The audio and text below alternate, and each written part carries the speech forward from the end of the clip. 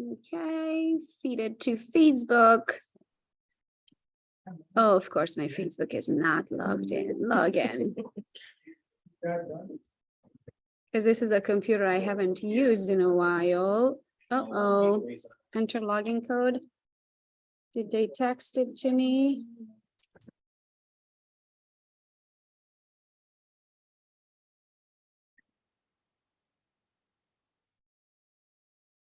I'm using a really long password. Let's get this out. Yeah. Submit. Save browser. Continue. Oh. So they're gonna take a minute to them. You're not giving that long. You guys don't put me on. He's going to share first.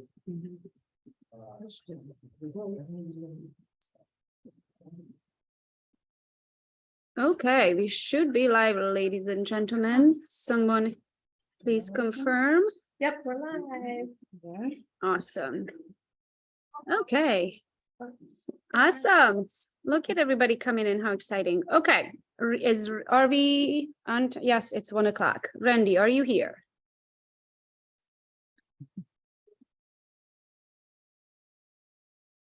Can you call him very quick, Christy?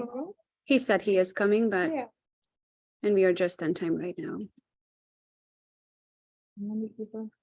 Looks like everyone's super excited about investing. So what I'm trying to do here with the Team Gogo training, so the last Wednesday, so every Wednesday at 1 o'clock for the Team Gogo organization, we do a training and I try to do everything, really, truly everything from cold calling to door knocking to you name it, whatever can generate you the next deal. That's what we are doing here, right?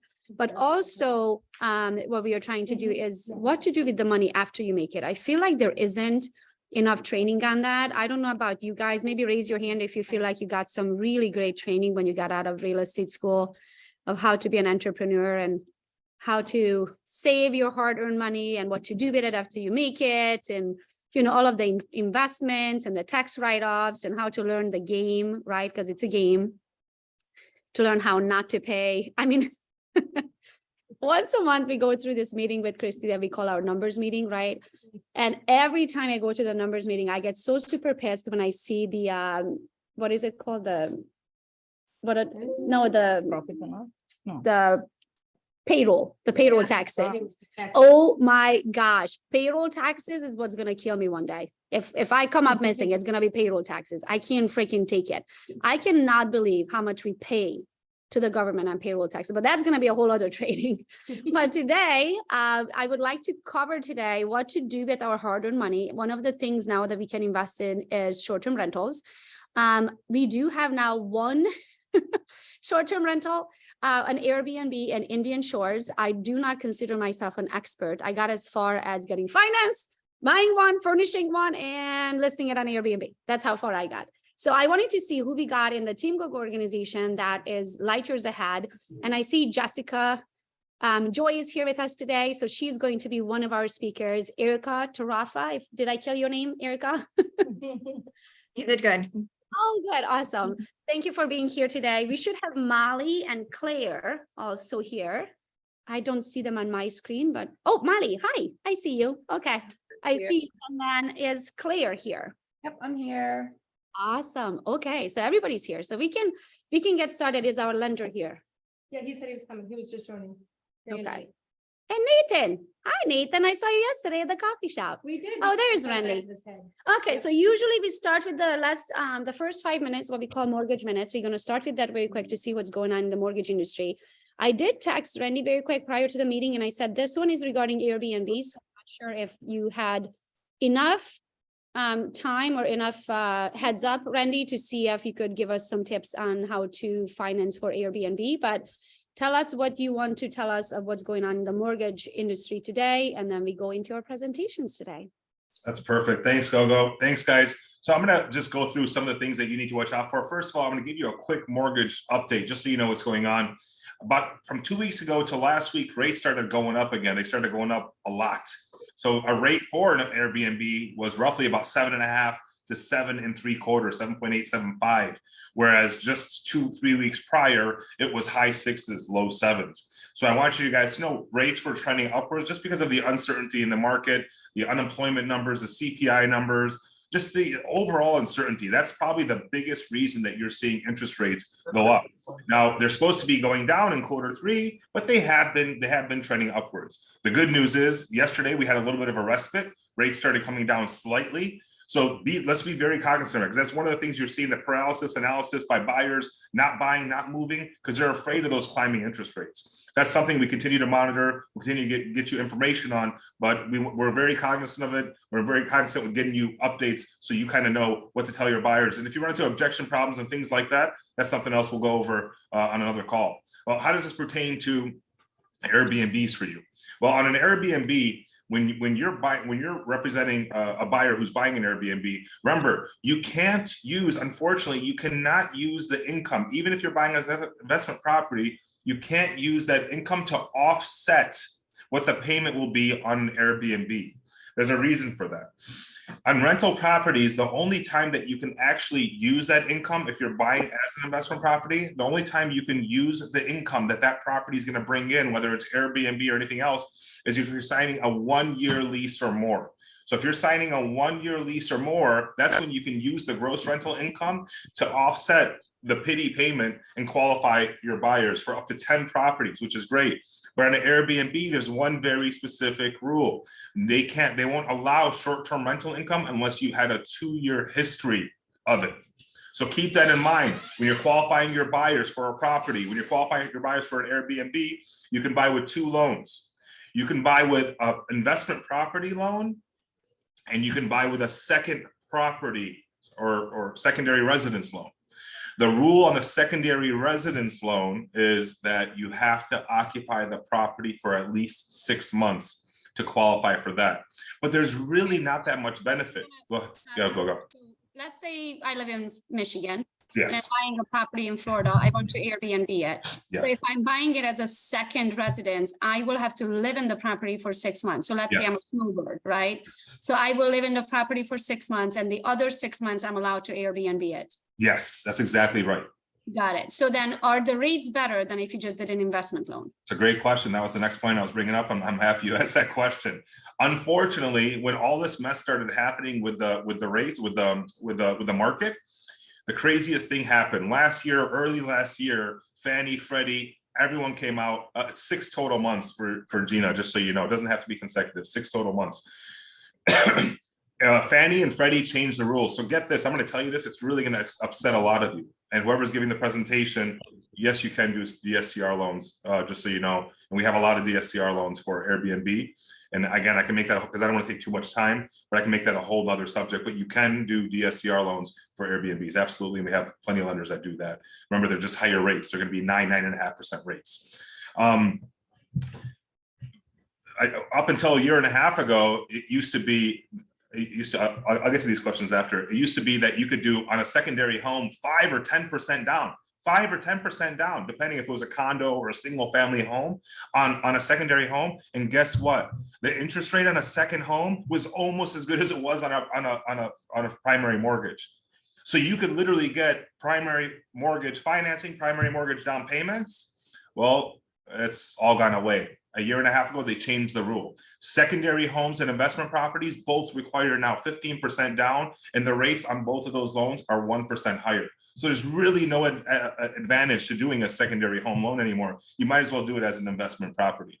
Now, who knows? They might change this back, but this has been a big problem because people used to be able to buy a secondary a home, Airbnb it, because they would follow the 6-month rule, and they could get a great rate. Well, today, when interest rates are climbing a little bit above 7.5, 7.75, 8% for this Airbnb, it's really concerning a lot of people. And that's why you see a little bit less movement on secondary homes because of the financing things that happened.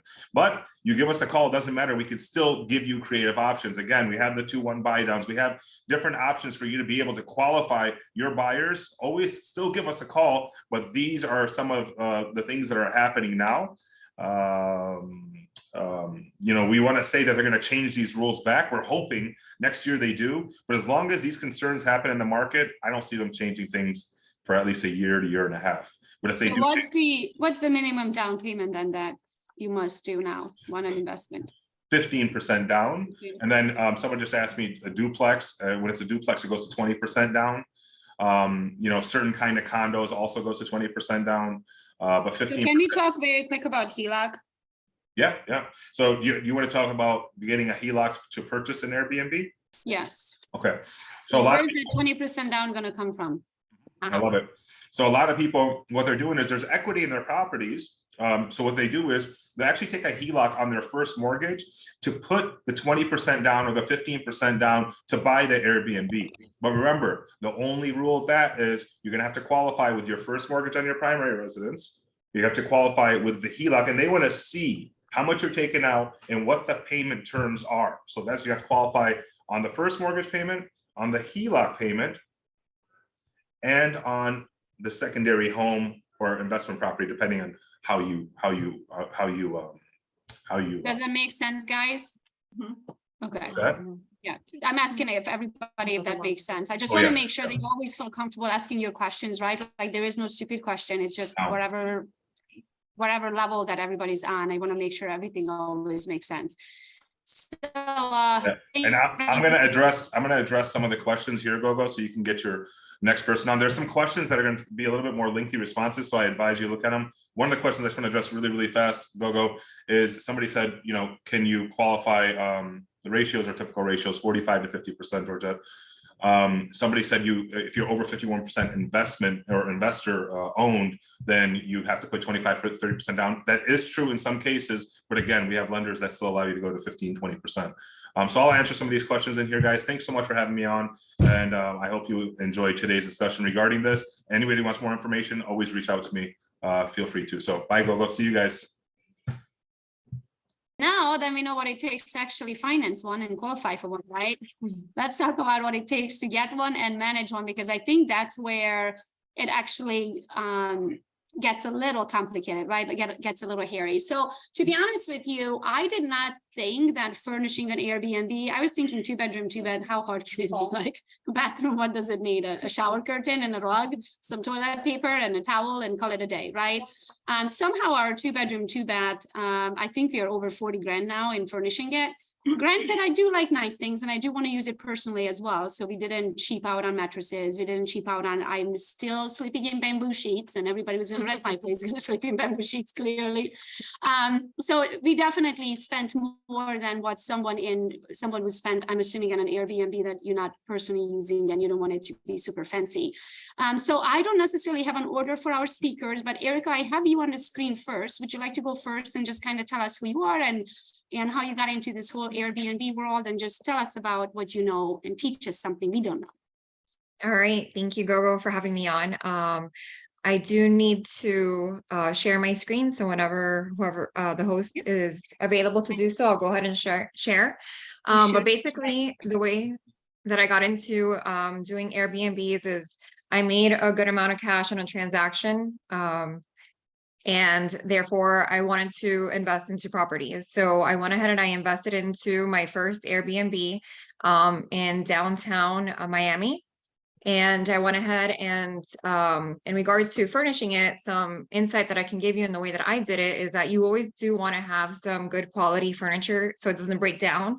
So maybe not like IKEA per se on some items, like the bed or the couch. So what I did is that I went to Facebook Marketplace because I didn't want to spend a lot of money either. So I went on there, I specifically for name brands like CB2, Restoration Hardware, etc. So I was able to source all those types of furniture in good condition, but not buy it at a retail price. And so I went ahead. Where are you located? Like I know Miami. your Airbnb is in Miami, but do you live in Miami? I'm in Miami, yes. Okay. So that's why we couldn't do Facebook Marketplace for that, but I would strongly recommend for everyone, right? Because we weren't close to that area. So for me to be on Facebook Marketplace and hunt and find a deal and then figure out transportation and get it to the condo, I would have had to live there, right? And we couldn't. So for us, it wasn't an option, but that's what I would do if the rental was in my backyard. Yeah, definitely. And it's, you don't spend a lot of money, but you get good quality furniture that you don't have to be flipping so often. And then obviously for like the smaller items like decorations and, Target, Home Goods, something, on the cheaper ends. So so I went ahead, I purchased my first one, and therefore, I don't know, people just started asking me for advice and opinions, and I started gaining clients that way in real estate.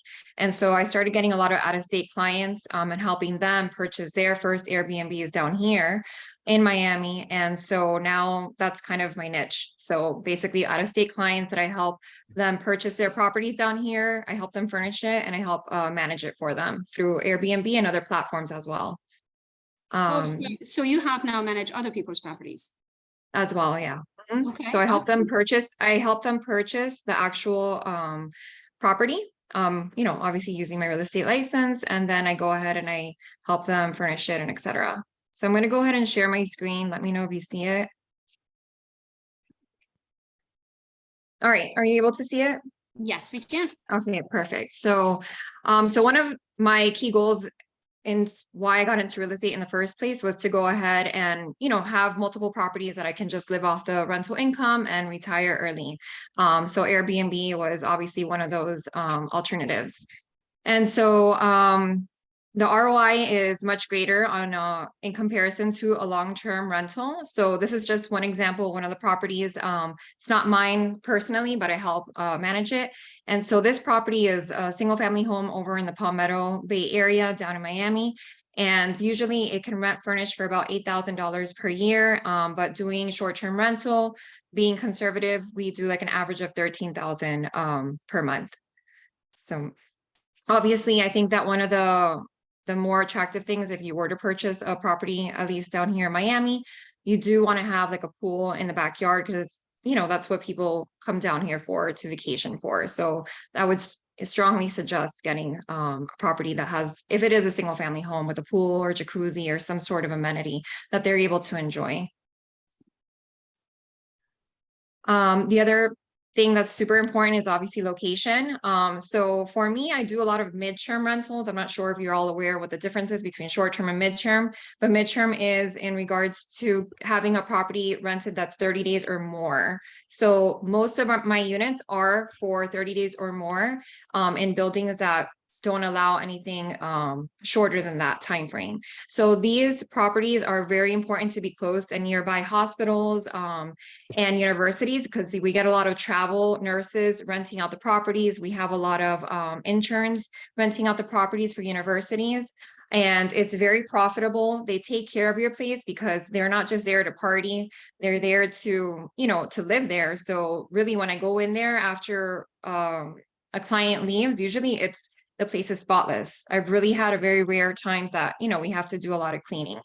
And they even purchase things for the property as well sometimes and leave it behind. So I really like to have the midterm rentals.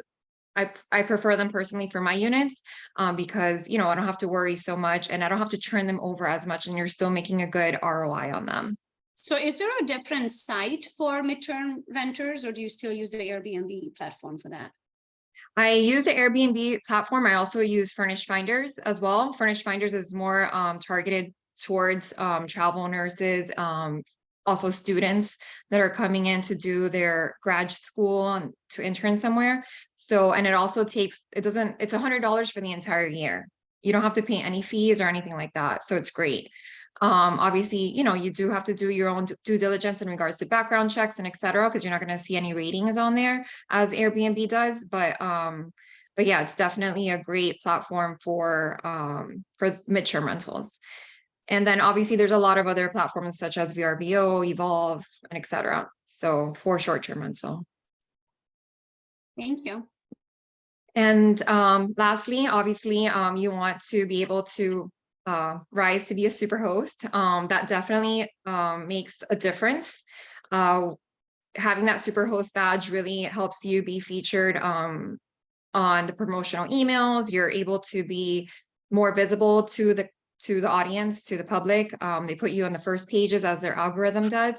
And also I've had a lot of great word of mouth. So a lot of my clients, I've been doing this for 2 years, already repeats. And I don't even have to go through these platforms a lot of the times. And it's word of mouth through the hospitals and etc. So if you're able to do a great job the first time, it really goes a long way. So question regarding that. So what do you do with the contracts and stuff when you're not using Airbnb, for example? Do you have your own contracts? Yes. I do. Where is it, where could I, for example, find a very good contract for my condo? Well, I can email you the one that I have. So I went ahead and, I've been adjusting it as I've gone along, but yeah, I have my own. That would be awesome. Yay, Mhm. thank you. Because You're that's my welcome. biggest thing, because we do a lot of word of mouth, right? I happen to know a lot of people and I love people, and I don't necessarily feel like I need to have it up on Airbnb. I'd rather just truly rent it to people that I know and trust. But then the problem with that is the contract situation. So that would be super helpful to me if you could let me have. Yeah, no, definitely. And a lot of these buildings that we rent in, we have to give in like some sort of contract to the actual association in order for them to be registered. So that is super important, especially if you're doing Airbnb within a condo. So Awesome. Thank you so much. Mhm. I will have Okay. Lindsay email you. And I'm sorry. I will have Lindsay email you. Okay, great. Thank Okay, you. that's it for me. So I'll let someone else Thank you. take over. Thank you so much. Claire, You're are you welcome. ready? Thank you, Erica, so much. Oh, I a am. quick question before Claire, you start. Where is the best way for people to reach you, Erica?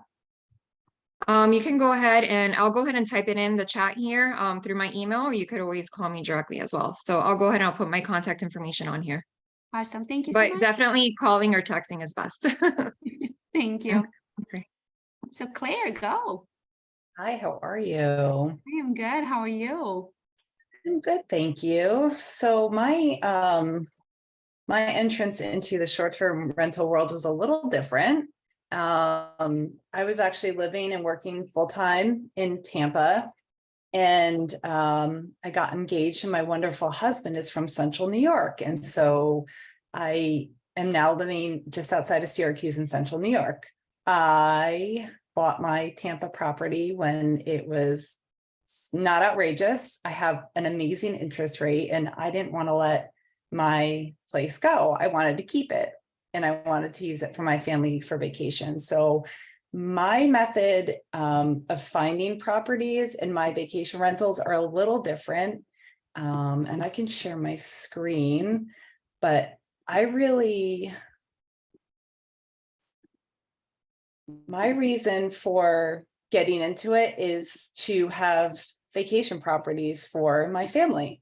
So we have 3 kids between the 2 of us. We have 2 dogs, and the cost of traveling and vacation when you have a big family like that is outrageous. So I said to myself, well, why don't I start renting out my property in Tampa? So I can not have a non-performing asset, right? And we have a place to go to where we can take the dogs and the kids every year. So that's how I first started in Airbnbs. And it was pretty successful. I actually have a 3-bedroom, 2.5 bath townhouse in Tampa. But I didn't want to open it up to have large groups or possible parties in my place. So I actually advertise it as a 2-bedroom, 2.5 bath. And I lock one of the bedrooms so that we can keep personal items in it, right? So after about a successful year of doing that, I was not only licensed in Florida, and I still am, but I got my real estate license in New York State.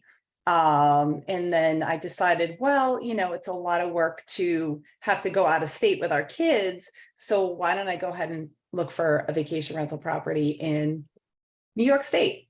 So I did some research on some great locations that we have here, and good spots to get away for the weekend, right? And just bring our kids, and again, bring our dogs. So my whole thing is about the family and just having places for us to go to, which I really enjoy. So I did my research, and we have a wonderful space in New York State called the Adirondack Mountains, which is a really popular destination. There's a bunch of different towns in the Adirondacks.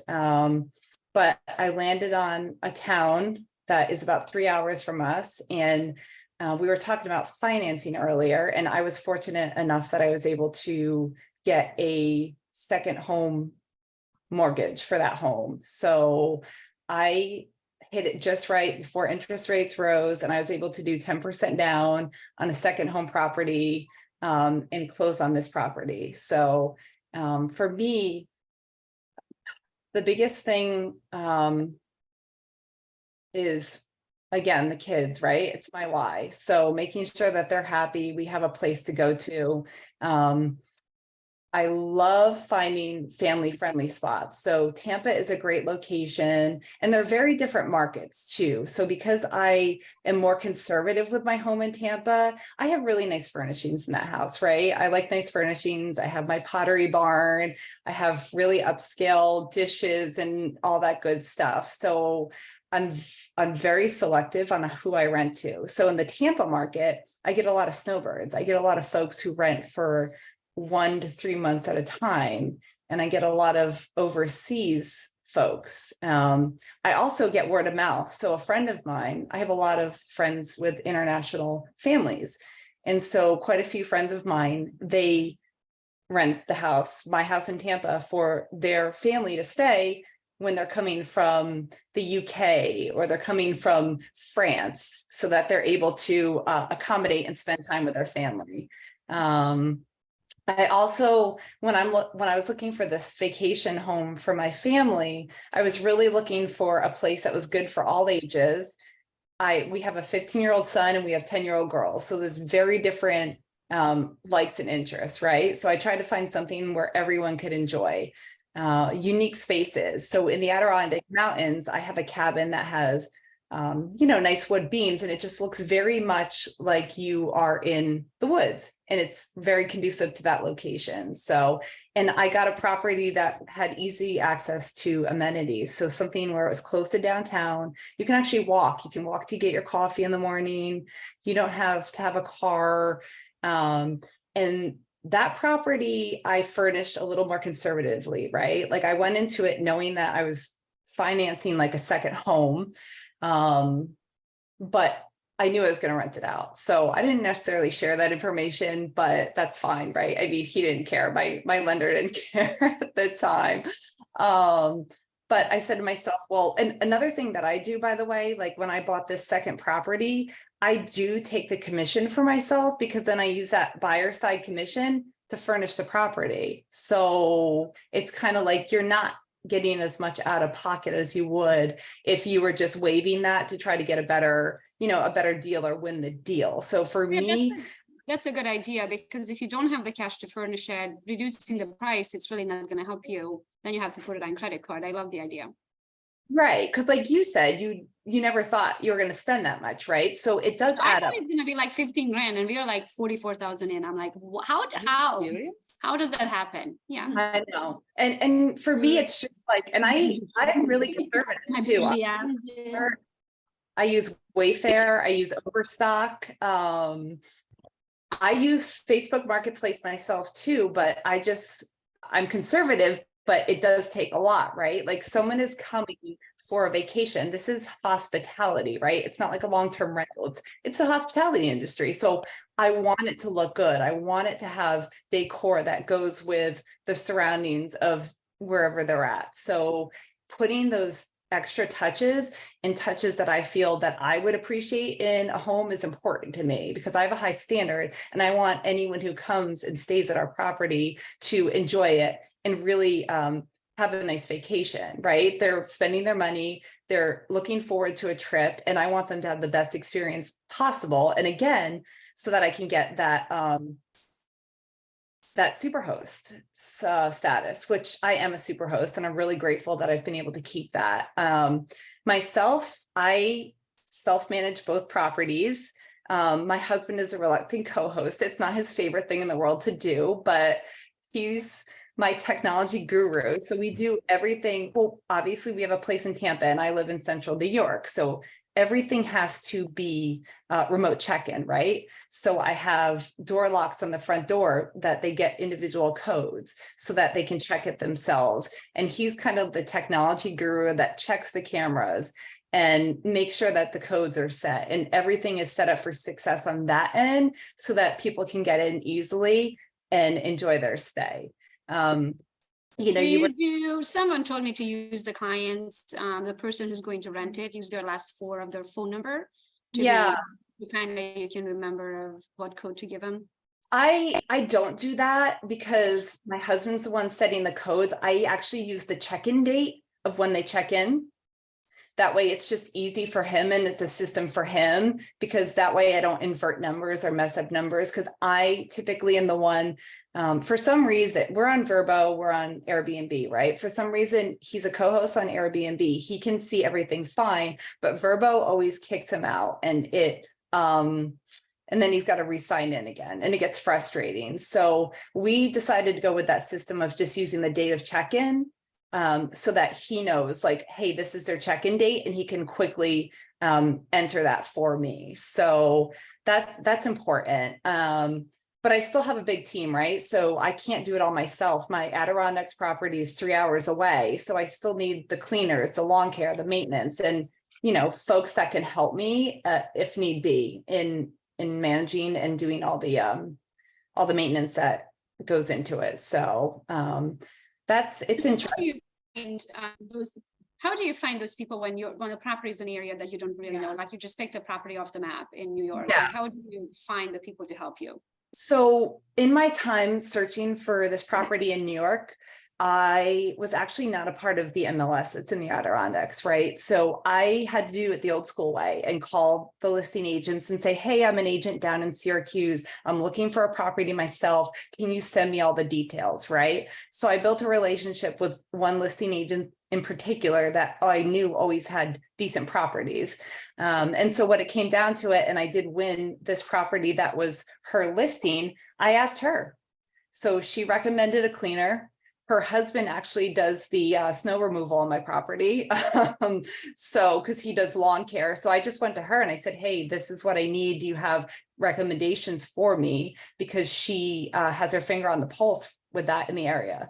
So super helpful and super willing to give me the information I need. So Thank you. That's awesome. So note to self, just call a bunch of listing agents in the area. Right. And ask them, who do you use for this and who do you use for that?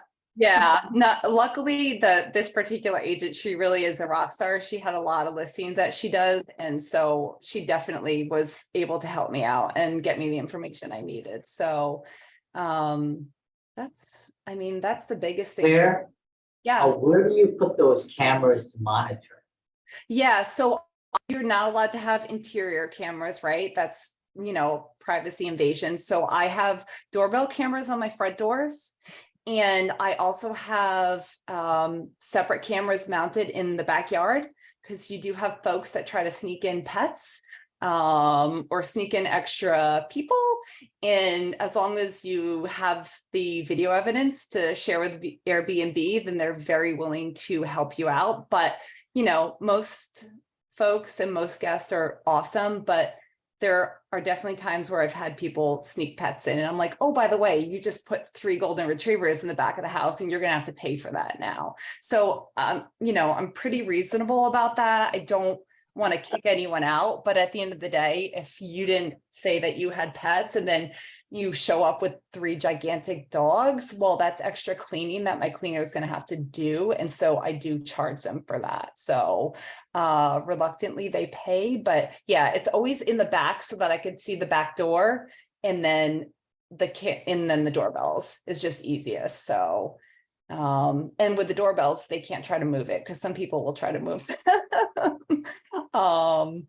And so, that goes all along with the hospitality industry. So, but that's it in a nutshell for me. I didn't want to take up too much time, but Thank you. If you guys all can stay to the end, I would love to open it up for questions. So make sure everybody's questions, and also in the chat box, if you don't mind, if you have questions directed to you, would you please answer them, Erica and Claire, as you're coming off the call? Thank you. Mollie, do you want to go next?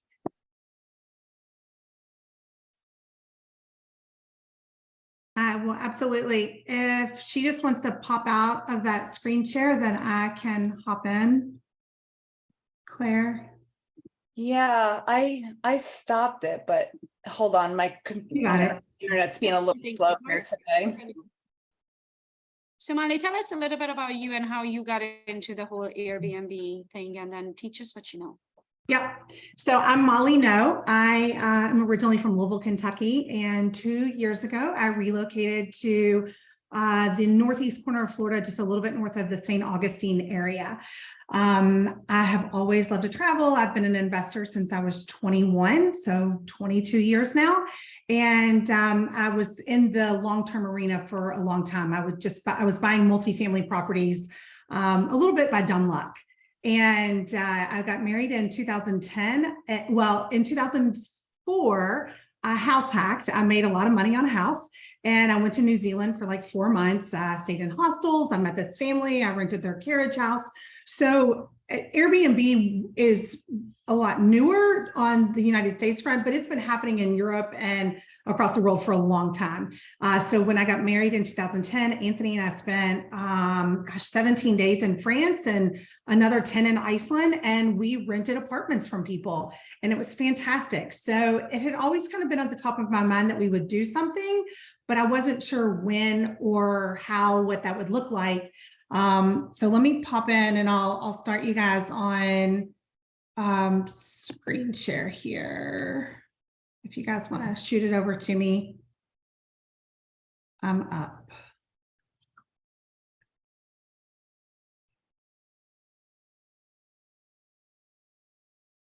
Let's see here.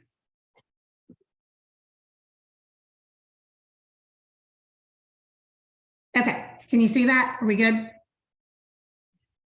Yes. Okay, so you can find me on Instagram. I'm at Hello Mollie Noe. My name is with an IE. I get that mixed up a lot. So our first actual Airbnb, Anthony, my husband, I inherited that condo in our marriage. It was this total bachelor pad. He paid, I think it was either 54 or 58,000 for it. It was pulling in $750 a month as a rental. I knew that it was in a phenomenal area. So in 2015, we renovated that unit, we put in a new kitchen, and we converted that to an Airbnb. We were bringing in $3,000, $3,500 a month easy on this tiny property, but it was the walkability. It was a fantastic property as an Airbnb. However, this was one of 8 units in a building between one family to a mother, son. They owned 5 of the 8 units. So they rewrote the bylaws.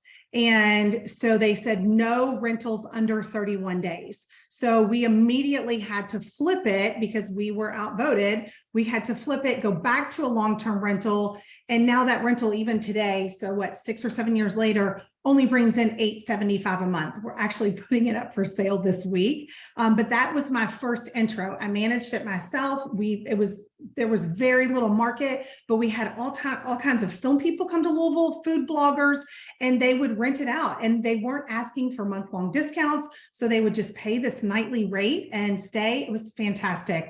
And I knew from staying in Airbnbs and short-term rentals that it was important to have loaded stocked kitchens, nice towels, nice sheets, nice mattresses and pillows, strong Wi-Fi, TV access. So we had all of that very early on, including Netflix. Our next one was a little bit interesting. It was our personal home. At this point, we had 3 kids and we were in a fantastic area. We had a $500,000 home and we started renting it out on weekends. We would just, maybe 2 times during a month, we would take our kids camping. Somebody would rent it for a Saturday or Sunday. It kind of spiraled. We got contacted by a large music festival producer and they started renting it out for 5 weeks out of the year for $18,000, and they would pay us directly off the app. So we just kind of like fell into the situation. Then we started getting movie producers that rented from us. So like American Idol was filmed in this house. So it just and it became fun. I was still selling real estate. I've been in real estate 22 years. I was still selling real estate, but then all of a sudden I'm like, oh, American Idol's going to film in my house, or they're going to film a commercial. This is amazing. So we had Mollie, I'm gonna stop you there. How old are your kids? At the time, Magnus wasn't even 1 and Mila was 3 and Memphis was 5 when that was happening. Just thinking, if I tell my teenage boys, pack your stuff for the weekend because you rented out the house, they're gonna be like, what did you do? Like, Dwayne, you would lose your shit if I rented this place out.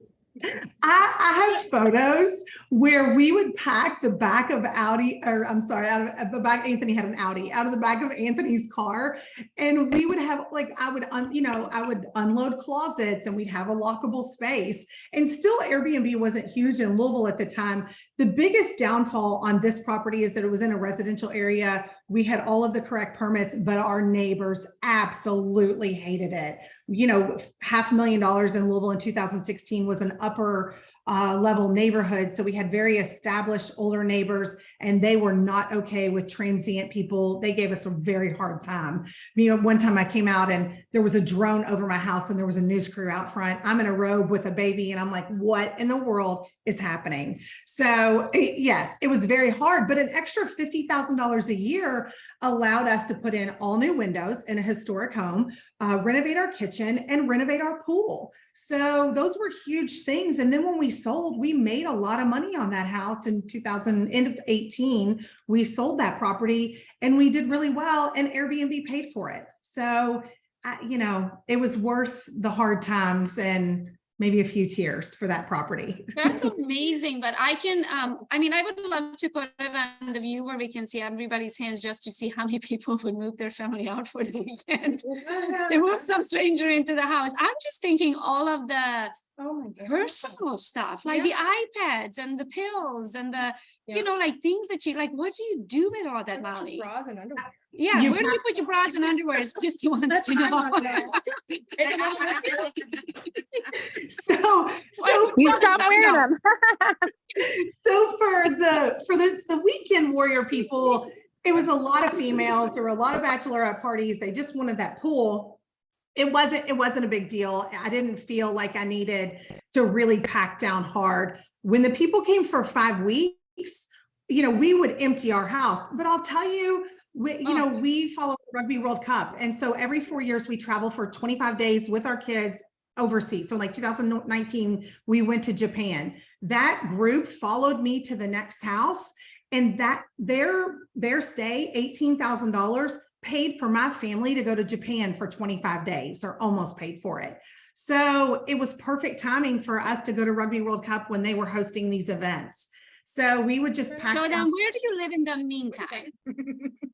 Well, then we went out of town.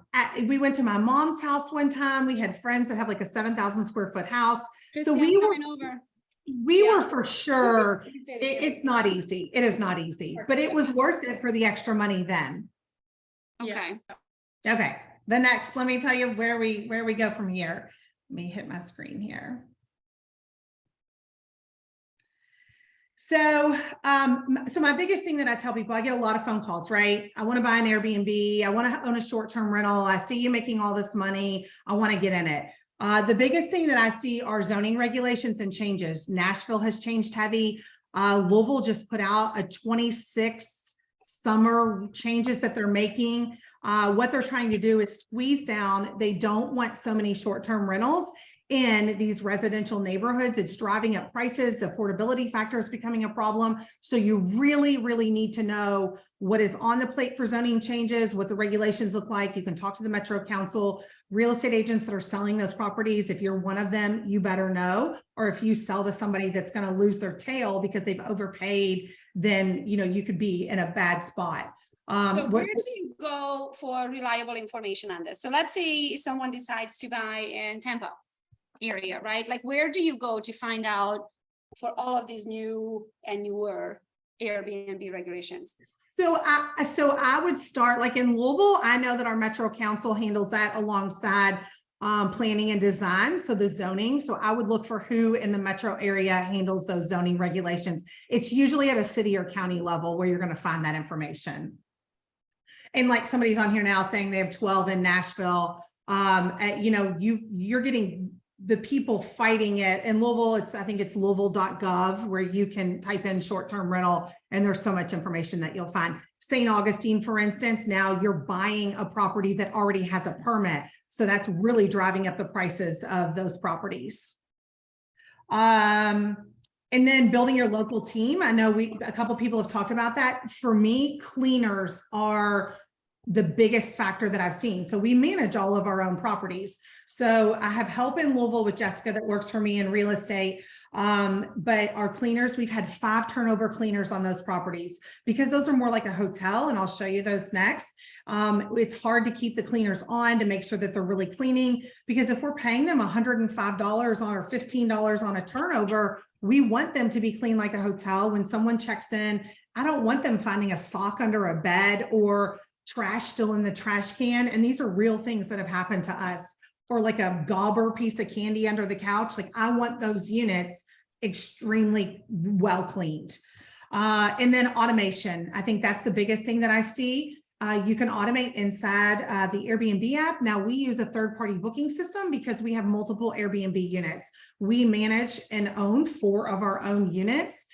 So we were using HostAway. We just switched from the HostAway platform, and now we're using Hospitable. I had to look and I had to text my husband. I couldn't remember the name of the new platform.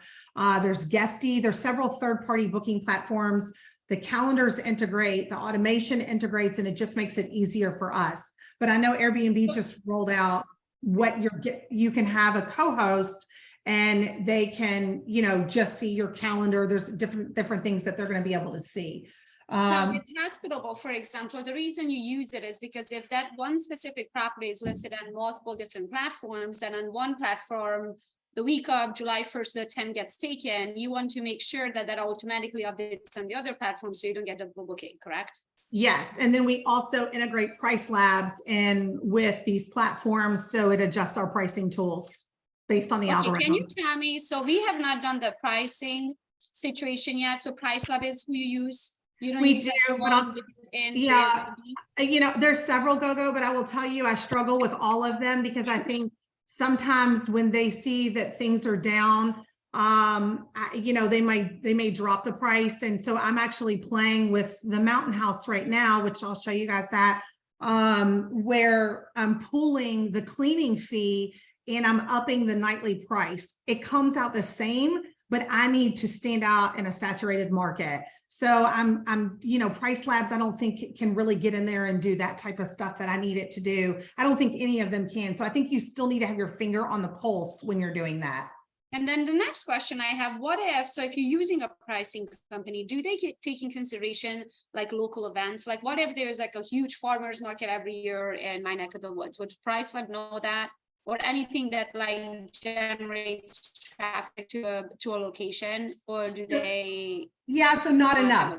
If you ask me, it's not enough. So Derby would be a great explanation for me. Well, our downtown condos for Derby may pull 3,500 a night.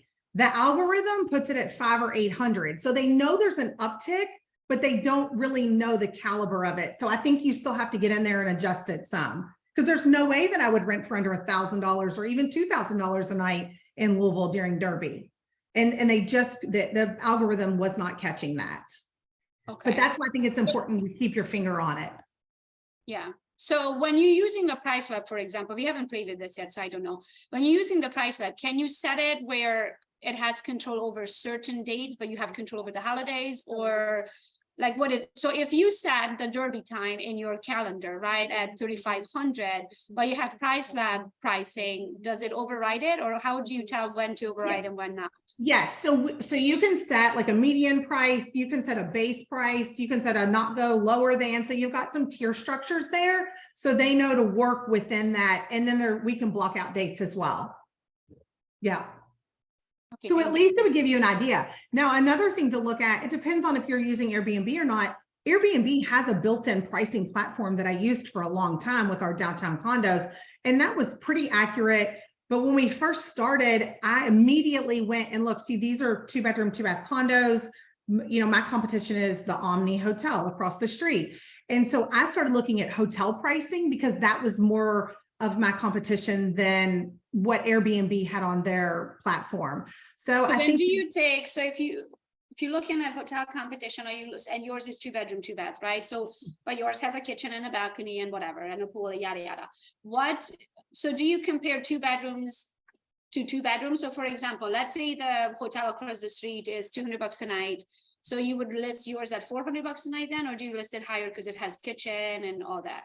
No, I don't. So if the Omni, which people are likely going to because it's got pools or they're there for a conference, and they're $400 a night, I'm likely going to be at $300 a night. I'm not doubling, but I think that also depends on your market. Yeah. Okay. We are not in Louisville, but we also have a cleaning fee that the Omni does not have. Yeah. So you got to look at your total pricing, and I'm happy to get on a call with you or a FaceTime with you and go through all of that. But I really try to stay on top of that information and not just trust the algorithm that they know what's best. Yeah. I love the hotel idea. I did not do that. Okay, Yeah. thank you. Yeah. So 21 and 22, I managed a building from 2011 to 15 that has 23 units in it. They're all condos. One of the owners reached out to me and said, hey, we're leaving Louisville. Louisville had a lot of really rough stuff happening in downtown, a lot of rioting, and I knew that pricing was down. So I made him an offer. I bought the condo in the bottom left-hand corner for $315,000. It's a 2-bedroom, 2-bath. It has a 1-car garage, and it's making phenomenal money. Our cash-on-cash return is probably 55 to 60%. It is huge. When you see investors chasing 10 and 12%, this is why I like Airbnb. Now, this building is commercially zoned. If it were not, and it was residentially zoned, then I would have to have what's called a conditional use permit. And that is what Louisville is actually halting. So I think this is where zoning really comes into play. Because I'm commercially zoned, I don't fall into those regulations. They leave me alone. So then a second owner in the building called me and said, hey, we're thinking about selling, wanted to let you know it doesn't have a garage. We bought that for $285,000. That also is bringing in 50+% cash on cash return. We are pulling in over $60,000 a year on these condos. And we're netting. The goal is the bottom right, when we took a 7-1 ARM, I do a lot of commercial backed loans, and the bottom right, when the goal is to have it paid off in 3 years.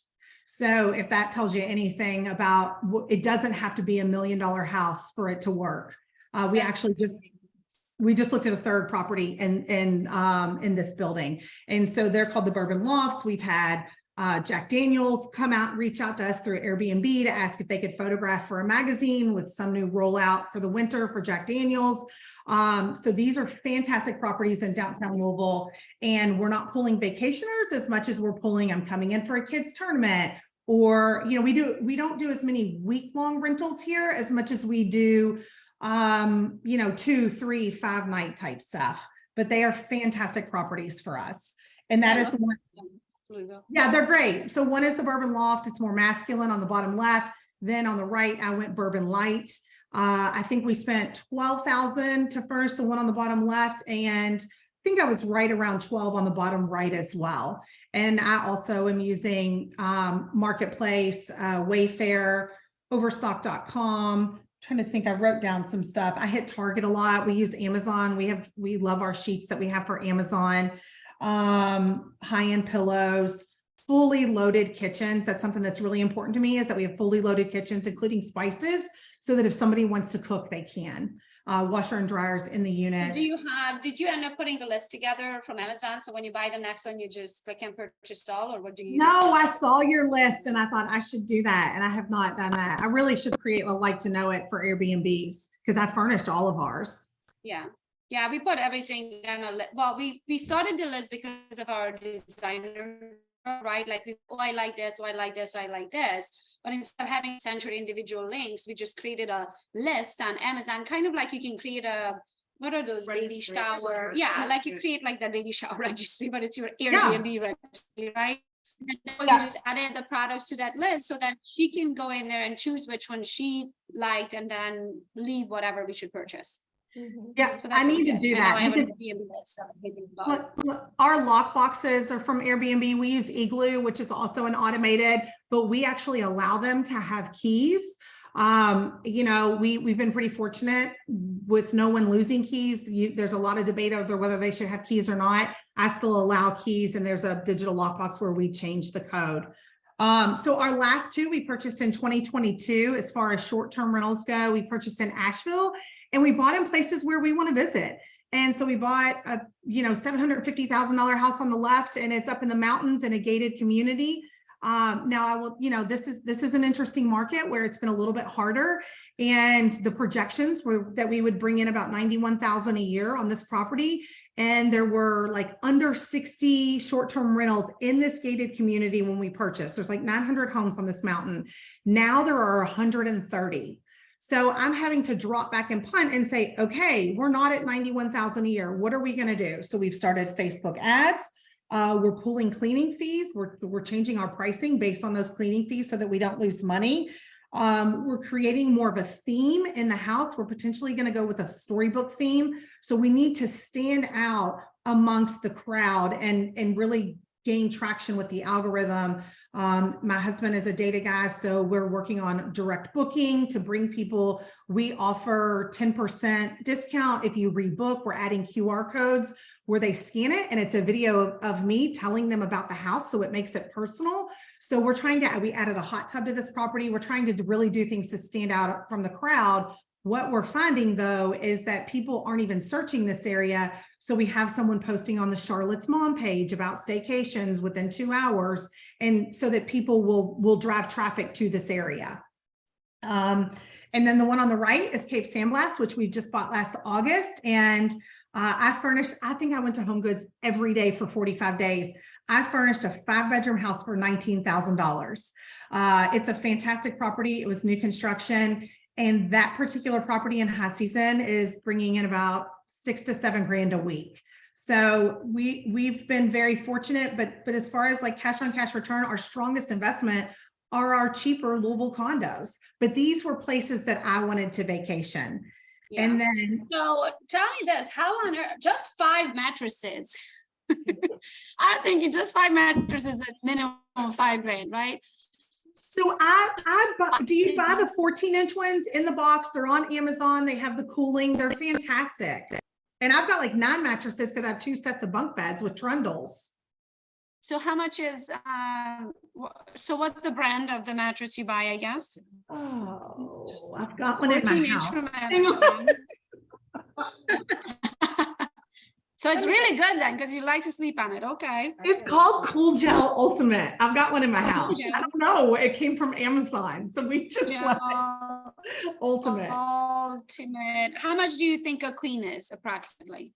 Let me look. Oh, I have no idea. Look on Chris is searching Amazon. Amazon. She is. Right now. Chris is on Amazon. Looking I'll at tell you a unique story about this bottom right house. I had a local cleaner. I like to support local if I can. She passed away. And so I was panicking. I had to check in 2 days. I had a turnover. And I found this local cleaning company. What do they use? Cleaning Res or Res Clean. They use like an online platform that integrates all of my calendars, because we use booking.com. We use direct bookings, Airbnb, and Vrbo.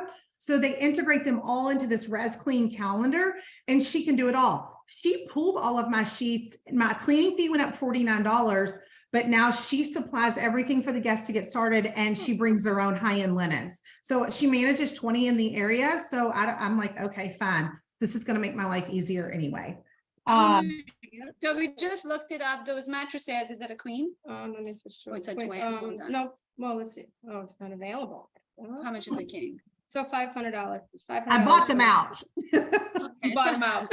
So it's $499, $500. Okay. Yep. Because that's what I'm like, that just there's a little things you don't think of. I was like, what? Mattresses are that expensive? Like, you just don't realize of, you know, how much those. And you really have to shop. I think the biggest thing that why we've had success, you know, we do the same thing. Like we supply coffee pods for the, you know, in Louisville, we have a ton of them. And at these week-long stay locations, we might have 5 or 6 coffee pods, because when I wake up on vacation and I have, you know, 3 kids and I'm not going to go to the grocery till noon to get us started or have a grocery delivery, I want to have a glass of coffee.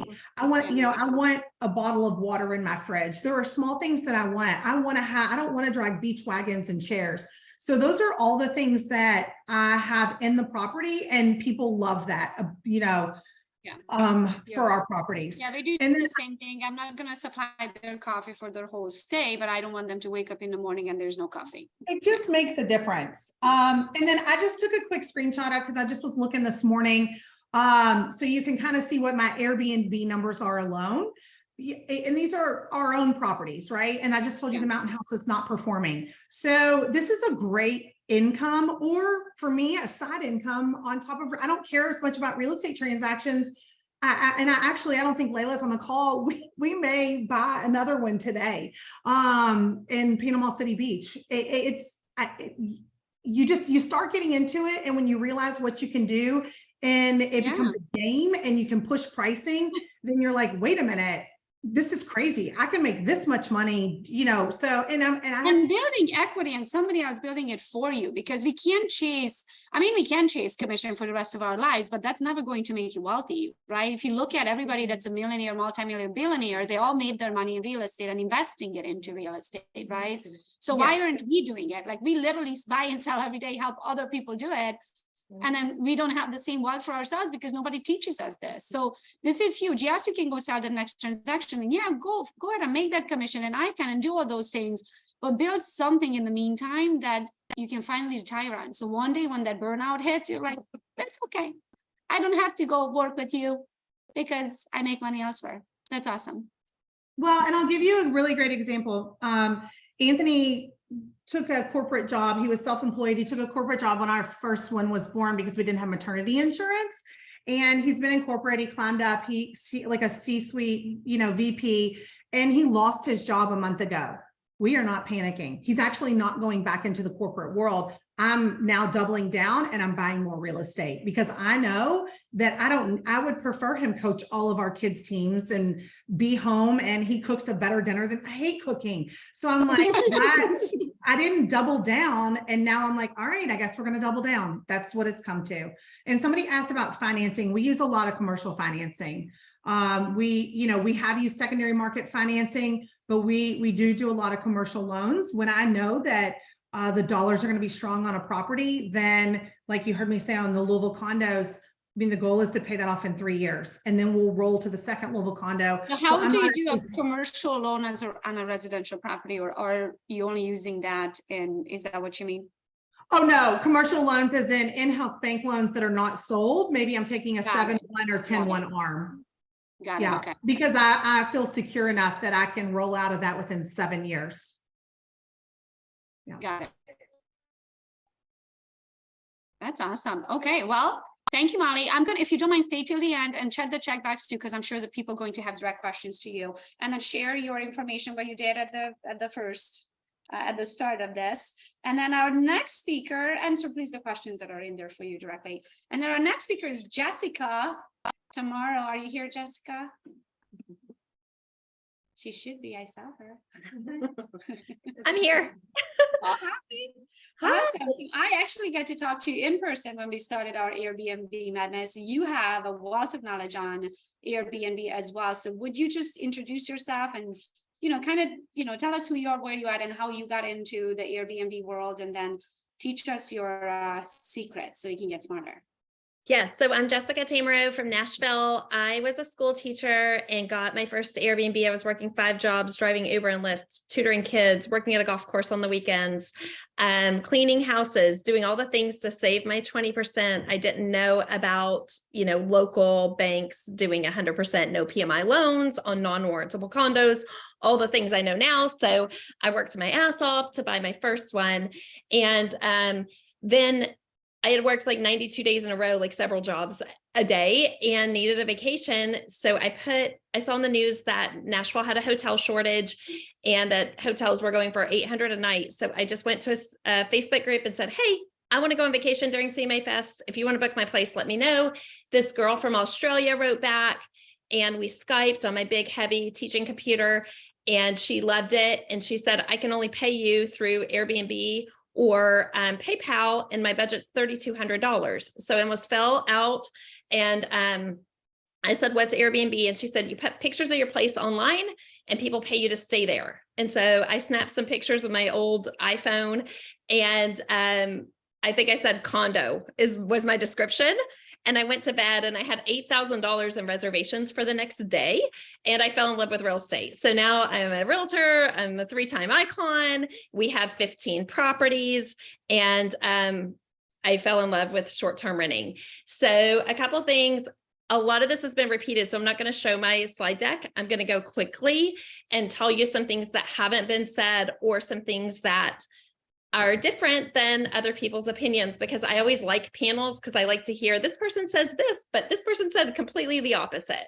So first of all, 54% of Airbnb listings on Airbnb have been added since 2020. So the game is different. You can't just go furnish it from Goodwill and make money anymore. Expectations are different. No more one set of paper towels, one thing of toilet paper. You need to supply those things. People expect that now. And if you want to stand out from the competition, you need to do that. We're leaving mimosas as a welcome gift. And I actually put my real estate card on there. So it's not a gift from the rental. It's a gift from me as a realtor. And we used to leave champagne and people were like, thanks for the champagne. And now we leave the 75-cent bottle of orange juice and people are like flipping out because now we've left mimosas and they love it. So that makes little things make all the difference. We do mints on the bed. We provide K-cups and drip coffee, all of those things. Can I ask you about the orange juice? Where do you store it? It's this kind that doesn't have to be cold. It's the Okay. Tropicana. Okay. So yeah.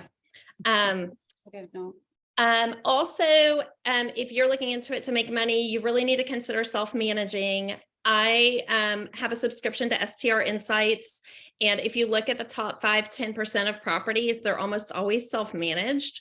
I have heard statistics that self-managed properties make 45% more than property managers on average.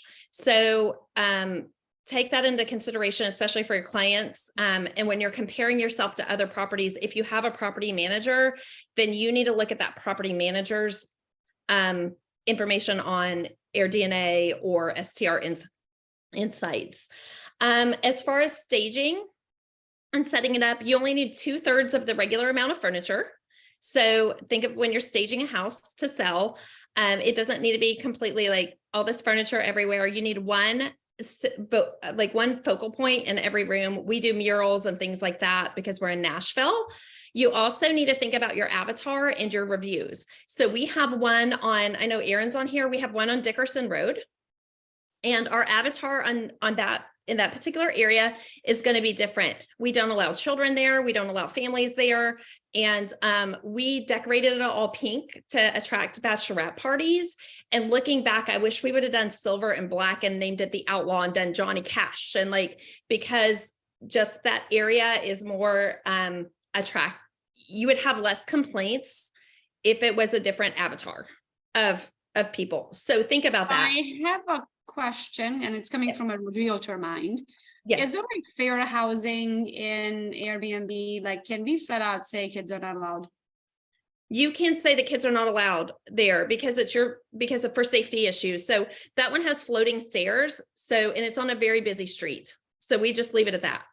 It's a very busy street with floating stairs. And when people do book with kids, I just call them and say, hey, if you would be comfortable with your kids in downtown New Orleans and you're well-traveled, then you'll love it here. But if you're looking for more of the suburb type of feel, you're not going to be happy. Go ahead and cancel now, full refund. And that eliminates those review concerns. Okay. Okay. So that really helps. Also, it's not just families. We were just featured on Staycation. It's a CBS award-winning show, Emmy award-winning show. They're up for 3 more Emmys this year. And they just contacted us. They found us on VRBO and said, can we film your property for this TV show? We did our research and they just filmed there about 3 weeks ago. So that should be airing in 3 months. So I don't know if you guys watched that. I never did, but I will now. So that was fun. Okay. So because it's not as pretty as it used to be, we have 54% more on Airbnb. We have higher housing costs. We have higher interest rates. What's going to make you stand out? You need to find something that's unique. It needs to have views, or it needs to be in a prime location to really, really stand out. So think about those things when you're purchasing or when your clients are purchasing, or if you can get in at a really good price, or a unique situation where it's owner financing or something like that. One of ours was owner financed and I didn't have the money for the down payment, but I did sign the contract and we pre-sold weeks. So we pre-sold weeks. I went on Facebook and said, hey friends, we bought another one, $1,000. I'll give you a full week, it's going to be 2,000 or 2,500 a week after, after we get it up and running. And I had 13 friends buy it. It was enough to cover my down payment and my furniture. So get creative with those, and make it fun. Okay. Some things that we said, oh, you need to ask your clients, please write this down. You need to ask your clients 4 questions, or put them in one of these 4 categories. Why are they buying? Are they buying for cash flow? Are they buying to take vacations? Are they buying for tax reasons? Or are they buying for appreciation? Because if they're buying to go vacation there, they just typically want it to break even. That's an easy sell as an agent. If they are buying for tax reasons, also they want to break even. That's pretty easy as an agent. If they're buying for cash flow, that's where you need to do your research. So you don't have clients that are angry with you, and you need to use things like AirDNA, STR Insights, partner with agents that specialize in short-term rentals. Appreciation, we can't really predict that, but we kind of can. Like my Dickerson Road property, everything's coming in Nashville to Dickerson Road. It's not there yet, but it's coming. So I know that property is going to appreciate. We already talked about zoning and codes, so we know that. Also get involved in your associations. So there's a short-term rental association. They're local. There's a Nashville one. I was a realtor. I was the only realtor on the board for that association. So that really helped me plug in, understand the laws, and get plugged in with other realtor friends that specialize in this. Pay a membership for the short-term rental association? Yes, it's $100 for members to join in our area. But I think if you were on the board, it was free because you're volunteering your time. Let's see here. We talked about, okay, Google Vacations is coming. So everybody be aware of that. We have a lot of Airbnb stock. We're going to be selling that stock because Google Vacations is coming. It's already here. They're not allowing new people right now, but it's coming. So Google Vacation Rentals is going to be the new future, in my opinion. So make sure that when that platform does open up, that you get on it. I think you can go ahead and pre-register now. But in my opinion, you're going to see Airbnb falling away, and you're going to see Google Vacations picking up that speed because there are missteps that Airbnb has made and continues. So tell me what you know about Google Vacation Rental. So is it going to include the Airbnb, or is it all vacation including cruises, or what do you think it's going to look like, their platform? I think it's going to look a lot like Airbnb. I think it's just going to be their biggest competitor, in my opinion. It's going to be less expensive for us, and it's going to be dynamic. And Google does things right. So I'm very excited about that.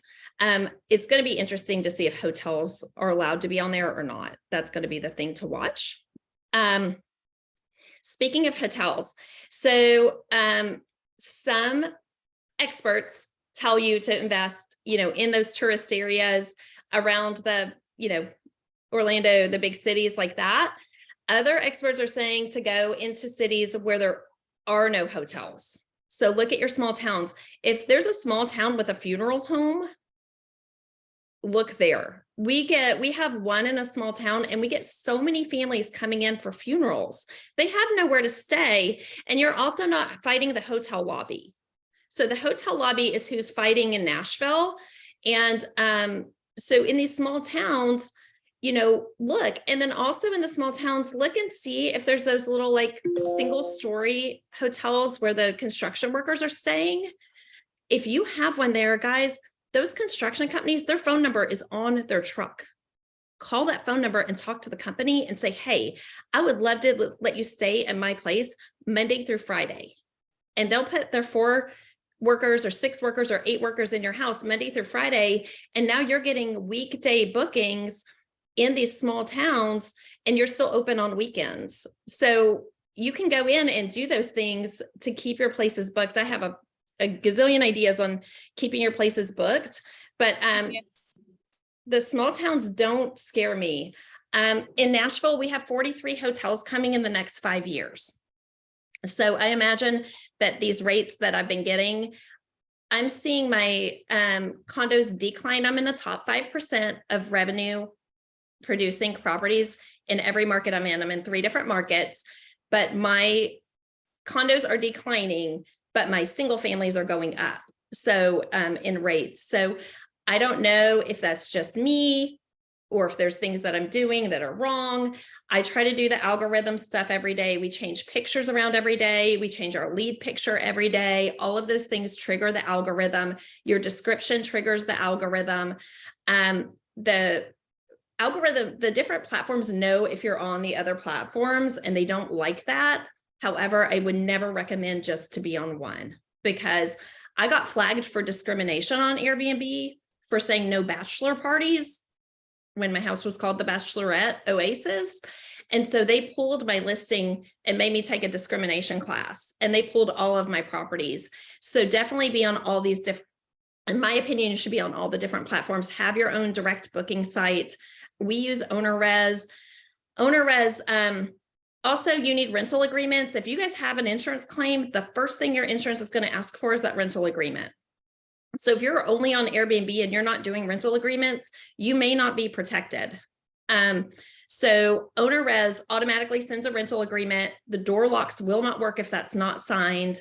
It goes with we have Brevo locks, and it automatically changes to the last 4 of everybody's phone number. So you don't have to hire a VA to do that. You don't have to have your husband do it.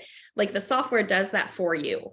So, and then they don't let people in until the check-in time, which is fantastic. So the rental agreement that you're talking about, is it the same said contract that we were talking about earlier with Erica? Correct.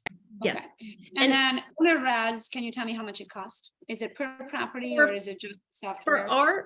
For our 15 properties, it's $256 a month, but it also sends an email. So if you're booked and then there's a night in between the next booking, both parties are going to get an automatic email that says, hey, you can book the night after your stay for 50% off.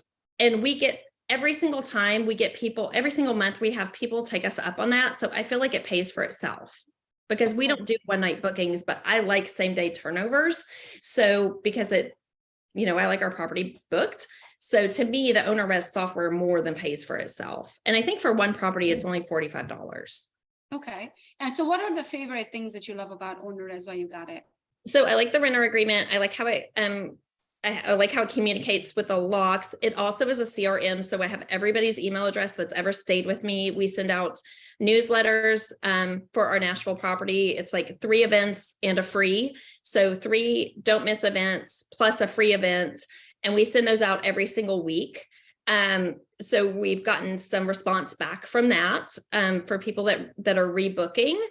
I like that it sends the automatic emails. It does, it auto messages people. So it sends them the check-in instructions. So it automates a lot of those things. It also creates a website for you, a direct booking website that you can share wherever. So it does all that for you. You don't have to pay for a website.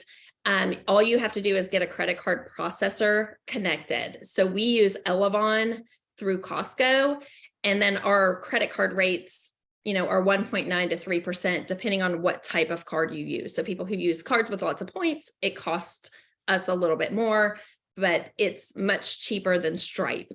The CRM credit card processing again. Yes, it's called Elevon. I'll type it in here to everybody. Let's see here. I can put my whole tech stack in here if you want, but Elevon with from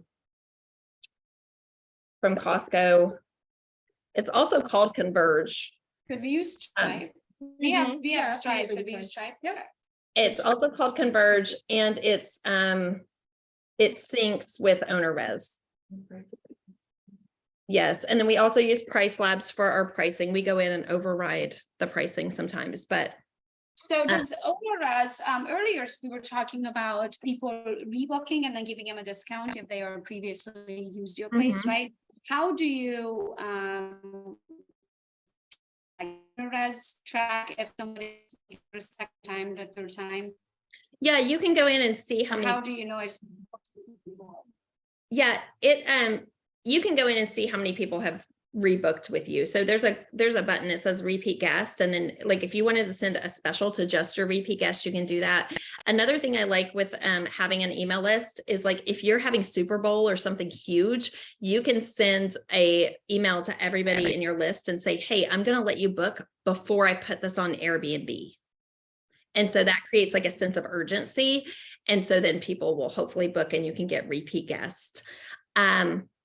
So do you usually end up using your own direct booking so then you don't have to pay Airbnb and things like that, or the third parties, or which one do you prefer? So a couple things with Airbnb, you can choose to just pay 3% and then the guest pays the rest. Yeah.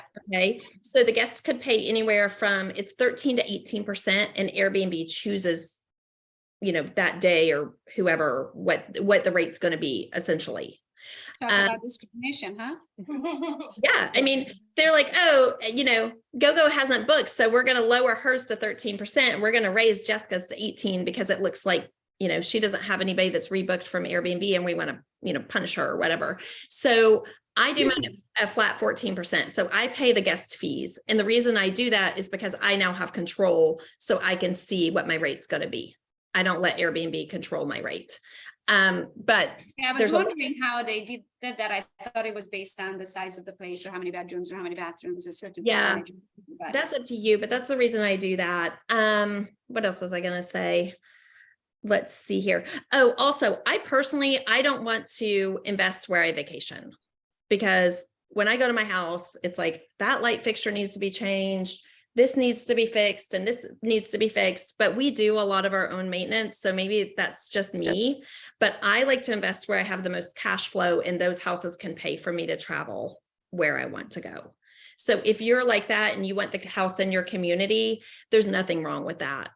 And then you can travel to different places. So my mind is a little bit different on, like, if you like to ski and you want all your ski equipment there, that makes more sense to me. Or if you like to surf or scuba dive, and you like the same place, then that makes more sense. And we are starting to look at different places for those reasons.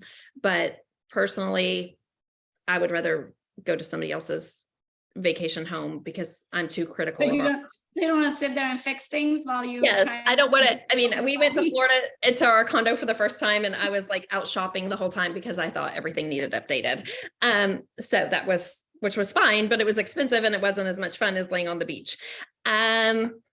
Let's see here. Also, you can sign up for Minoan, and Minoan will give you discounts on everything. So if you're a short-term rental host, it's basically like being an interior designer where you get those discounts on everything. So now you get 20% off on polywood. Speaking of that, I would not do personally. I don't want any outdoor furniture with cushions. So polywood is like your best friend, or like that wicker. Costco sells like a lot of furniture that looks like a modern wicker that doesn't have cushions. So those are the types of things that I would invest in. Fire features and water features get you the most clicks, and the color red is supposed to be the most booked accent color, which I don't like, but I do have a red spiral staircase. A pillow, like a throw pillow, red on the couch. Like, yes, red throw pillows, red stairs, red whatever, and teal does really well. And when you decorate these places, you can have a lot of fun with it. So like our Florida condo is painted all teal, which I would never live in a house like that, but it looks great in photos and people love it. So you can have a lot of fun in these murals and all this stuff. You can have so much fun with when you decorate these. And think about hotels don't theme. Hotels want consistency, so you can stand out from the hotels by theming your rooms. So we have like an Instagram room at one of our places. So think about that whenever you're doing it. And also, you don't have to worry so much about neighborhood. It's very different, and your clients need to know this too. It's very different than shopping for a house where you're going to live. It's a whole different game, because a lot of us, like when we go to New Orleans, we want to be in New Orleans. We don't want to, but I don't think I would live there. No offense if you do, but I don't think that that's where I want to live. Yeah. But that's where I would want to have a vacation property. So you can think about that as you purchase these. Can you type of that discount website for me one more? Or for us? It's Minoan, Minoin. I think it's got an E in it. I can't, that's not right. Minion? That's a minion. Minoan. It might be. Oh, maybe. I feel like there's an E in it too. I'll have to let you that. Now, STR Insights, how much time do I have? Can I show it real quick? Yeah, go very quick. Okay. Just check. And then we're gonna open it up for question, guys. There's a lot of questions on the chat box. So I'm not gonna go through them all. So if you have a question, just unmute yourself and ask away. It might be just the easiest to get to the end of everything. Because we have a hard stop at 2:30. Okay, so how do I, okay, so I'm here, share my screen.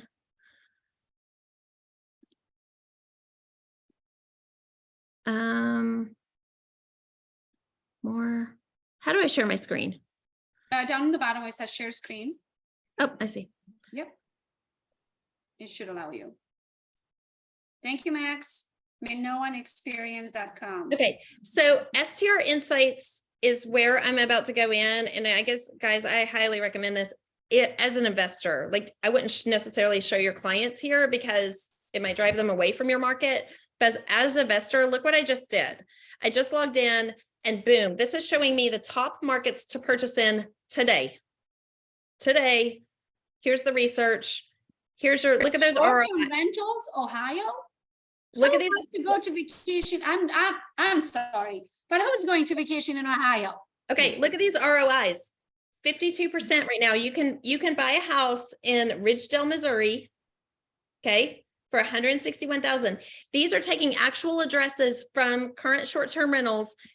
It knows what the property sold for and what the revenue is. And it changes every day. Now, what it doesn't show always is the regulations. So you can look here and there's heavy regulations, which makes sense. Heavier regulated areas are going to have the most ROI. That's what's happening in Nashville. Everybody thinks Nashville is making $1 gazillion. It's easy to buy. It's not easy to buy in Nashville because of the regulations. But if you work with a realtor that knows them, then, we can sometimes make the numbers work. But okay, let's look at Geneva, Ohio. What's going on here? Heavy regulations. High Point, North Carolina, heavy regulations. So you can look through these different markets and see what's going on. Sandusky, moderate regulations. And then here we go. And it shows you by bedrooms too. So this is one thing I wanted to show you because you can look at your city and see. But what would you tell, based on this, what would you tell somebody buying a 4-bedroom in Sandusky? Would you tell them to pay $223 for a 4-bedroom that's going to make less money than a 3-bedroom? It doesn't make sense. So you can use this data for your clients to help them. And then I'll just show you like Nashville real quick. Do we have access to these? Let's You see. have to buy in. So strinsights.com. Yes. strinsights.com. Nashville, It would be Tennessee. $100 or something like Okay, that. here we are. So what I do for my clients is this is Nashville. You can zoom up here to the top percentages. So right now we're in the top 25%. I zoom in to the top 5%. So I use that slider. So now I'm looking at the top 5% of homes in Nashville. And then you zoom in on this map. Let's see. Oh, no, that's not what I want to do. Anyway, you can zoom in here. I don't know why it's not letting me do it. I am plussing. Okay. Anyway, it shows you that 223, there it goes. 78 of, like there's 78 properties here in downtown that are in the top 5% of performing properties. What happens with some of my clients is they want to be out by the airport. And if I look out by the airport, which I can't do right now for some reason, there are no properties out there. So I tell my clients, you can buy out there, but you're not going to make any money. Like you need to spend the money to be down here if you want a high performing property. And then you can look at the different bedroom counts. So I have 2 bedrooms downtown. Let me see here. Mine are right here. So I can click on this and I can see what my competition's doing. So like this one's interesting because if you look here, there's a 2-bedroom, 1.5 bath making $114,000 a year. All right. This one's my property. I know it is. This one is also making $114,000 in the last 12 months. That's what they've made. We are $10. Oh no, 100. We're $120 off from one another. Okay. This is Michael Elefante. Some of you might follow him. He's a very, he's got a ton of properties, but we look at his property and And then you can compare, like, what is he doing? If my number's different than his, what is he doing? $120, Jessica, get it together. This Yeah, is 100 not okay. $120. Why did he make $120 more than me in the last 12 I months? think it's a green plant right there in the left corner. You should get one like that and you should be good.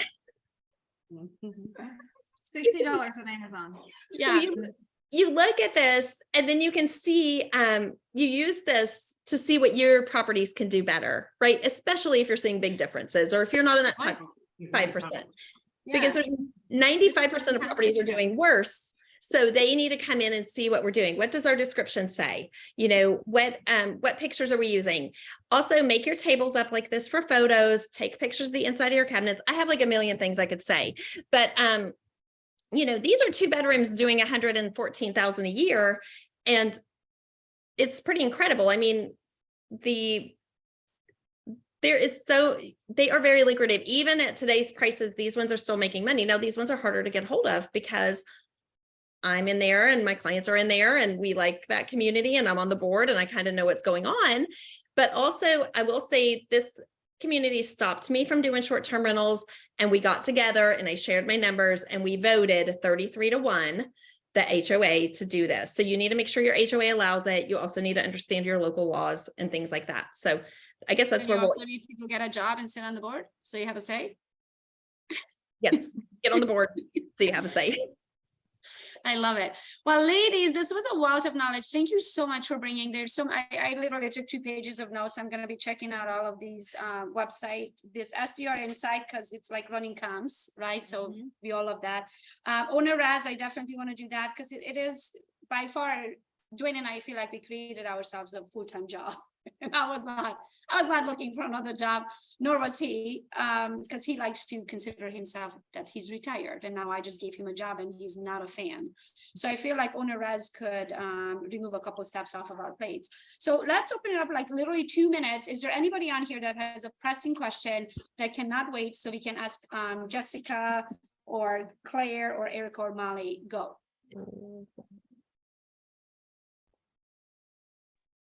Do you have a particular calculator or a way to, when you're looking at your purchases, to know if they're going to be high performing or not?